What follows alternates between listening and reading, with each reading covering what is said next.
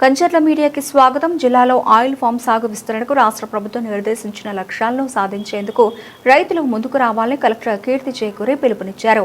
నల్లజర్ల గ్రామంలో 125 ఎకరాల్లో వరి సాగు నుండి పామాయిల్ సాగుకు పంట మార్పిడి కార్యక్రమాన్ని కలెక్టర్ మంగళవారం సాయంత్రం పామాయిల్ మొక్క నాటి ప్రారంభించారు. ఈ సందర్భంగా రైతులతో నిర్వహించిన ముఖాముఖి సమావేశంలో కలెక్టర్ మాట్లాడుతూ జిల్లాలో 4000 హెక్టార్లలో పామాయిల్ సాగు చేయాలని రాష్ట్ర ప్రభుత్వం లక్ష్యంగా నిర్దేశించిందన్నారు.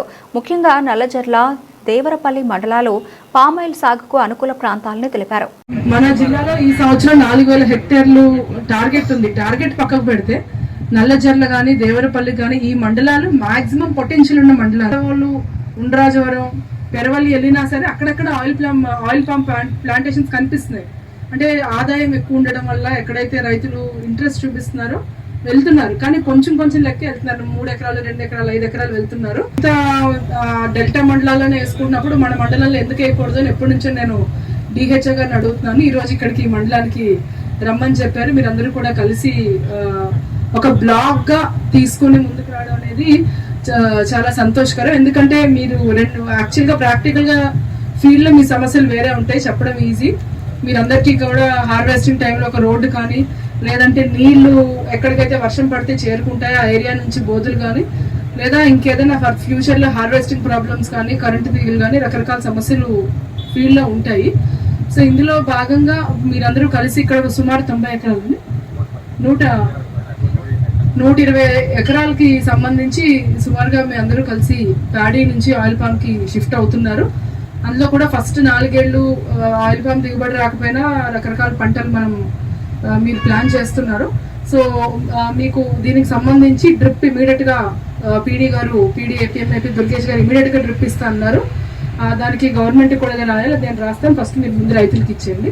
తర్వాత 3F నుంచి ముందుకు వచ్చి నేను మన 3F నుంచి ఆయన ముందుకు వచ్చి మేము రోడ్డు ఇమీడియట్ గా వేయిస్తాము. యాజ్ అ బ్లాక్ గా అందరూ కలిసి వచ్చారు. అది కూడా లో లయింగ్ ఏరియా కాబట్టి ముందుకు వాళ్ళు కొంచెం గవర్నమెంట్ కొంచెం పెట్టుకుని మేము ముందుకు వచ్చి రోడ్డు సమస్య లేకుండా, ఇందాక మీరు ఎవరు అడిగారు, రోడ్డు సమస్య లేకుండా, దిగుబడికి లేకుండా మా తరఫు నుంచి చూస్తాము. ఇదే కాకుండా ఇలా బ్లాక్ గా వచ్చినప్పుడు రోడ్లకి ప్రభుత్వం నుంచి ఏమైనా చేయగలమా అనేది కూడా, అంటే ఒక 200, 300, 500 ఎకరాలు ఇలా కలిసికట్టుగా రైతులందరూ వస్తే కన్వర్షన్ ఎక్కువ అవుతుంది కాబట్టి, సో మీరందరూ బ్లాక్ గా మిమ్మల్ని చూసి మిగతా వాళ్ళందరూ కూడా బ్లాక్ గా వస్తే రోడ్డు గురించి కూడా గవర్నమెంట్ మనం అడగడానికి బాగుంటుంది. ఇక్కడ ఉన్న దీని వరకు మాత్రం రోడ్డు బాధ్యత నాది కానీ, లేదంటే కంపెనీలు కానీ, మీది కాదు. సో అది మాత్రం చేయిస్తాం. మీరు ఇంకా కొంతమందిని మోటివేట్ చేయగలిగితే ప్రభుత్వాన్ని కూడా మనం అడిగి ఆ road, even oil palm national mission and oil palm లో కూడా మనం రోడ్లకు సంబంధించి అడుగుదాం. ఎందుకంటే అది ఫీల్డ్ సమస్య కాబట్టి మనం రాసి పంపిద్దాము. అదొకటి చేస్తాము. తర్వాత హార్వెస్టింగ్ కి సంబంధించి లాస్ట్ టైం ఎలక్ట్రికల్ ఇష్యూస్ ఇవన్నీ అవుతున్నాయని చెప్పారు. అదొకసారి వచ్చారు, అంటే హార్వెస్టింగ్ సంబంధించి ఇబ్బంది అవుతుంది అని. ఇందులో ఇన్సులేటెడ్ రాడ్స్ ఉన్నాయి, దానివల్ల ఇబ్బంది లేదు అని మాకు చెప్తున్నారు. అది నిజమేనా? ఇన్సులేటెడ్ రాడ్స్, హార్వెస్టింగ్ పోల్స్ కింద ఇన్సులేషన్ ఉంటది, అది పట్టుకుని మీరు తీసిన ఇబ్బంది రాదు, షాక్ కట్టదు, ఈవెన్ వైర్ తగిలిన షాక్ కట్టదు అని చెప్తున్నారు. ఇన్సులేషన్ తో ఉన్న రాడ్స్ కానీ వాడితే మనకు ఆ సమస్య తీరుతుంది. ఆల్రెడీ ఒక సొల్యూషన్ ఇంకా 15 రోజులు కానీ, నెల రోజుల్లో కానీ అది వస్తుంది. సో ఈ ఎలక్ట్రికల్ ఒక్కదానికి ఇప్పుడు పోల్ హైట్ పెంచలేం, ఎందుకంటే చుట్టూ సబ్ స్టేషన్లు లెంగ్త్ ఇవంతా కూడా ఒకే లెంగ్త్ లో వెళ్తూ పోల్ హైట్ అనేది మనం పెంచలేము.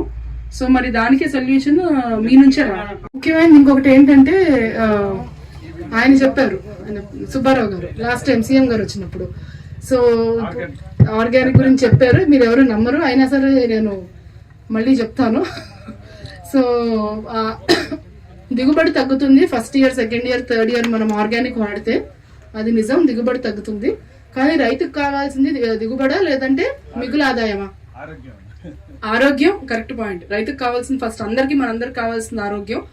ఆరోగ్యం తర్వాత మనకు కావాల్సింది దిగుబడా లేదంటే మిగులు ఆదాయమా? మిగులు ఆదాయం మీరు ఒక్కసారి ఎక్స్పెరిమెంట్ చేసి చూడండి, ఏ రైతుకి మిగులు ఆదాయం ఎక్కువ ఉంది అనేది. సో మనం అంతా కూడా అలవాటు పడిపోయాము. ఎవ్రీ ఇయర్ వేయడం, ఆ ప్రొక్యూర్మెంట్ బీహార్ నుంచి, బెంగాల్ నుంచి వస్తారు, ఇవన్నీ చాలా సులువుగా అనిపిస్తుంది. అలవాటు పడిపోయారు. వచ్చిన మీకు మిగులు ఆదాయం చాలా తక్కువ ప్యాడీలో. కానీ మీరు కనుక ప్రకృతి దాంట్లోకి వెళ్ళి ఒక 2-3 ఏళ్ళు కనుక మీరు ఓపిక పట్టగలిగితే ఫస్ట్ మన ఆరోగ్యంతో పాటు మిగులు ఆదాయం కూడా ఎక్కువ ఉంటుంది. ఈ పాయింట్ అసలు ఎక్కడ కూడా మనం ఆలోచించాం. చూస్తే ఆ 50 బస్తాలు వస్తున్నాయి, ఇక్కడ 30 బస్తాలు వస్తాయి అనుకుంటున్నాము. కానీ ఖర్చులు కూడా తగ్గుతున్నాయి. ఇన్సెక్టిసైడ్, పెస్టిసైడ్, మందు అన్ని తగ్గుతాయి. ఆ ఖర్చులు కూడా తగ్గుతాయి, దిగుబడి కూడా తగ్గుతుంది. సో దాంతో కానీ ఆదాయం మాత్రం పెరుగుతుంది. ఈ పాయింట్ ఎవరు ఆలోచించట్లేదు. మీరందరూ ఆరోగ్యం కోసం కాకపోయినా ఆదాయం కోసమైనా మారతారని కోరుకుంటున్నాను.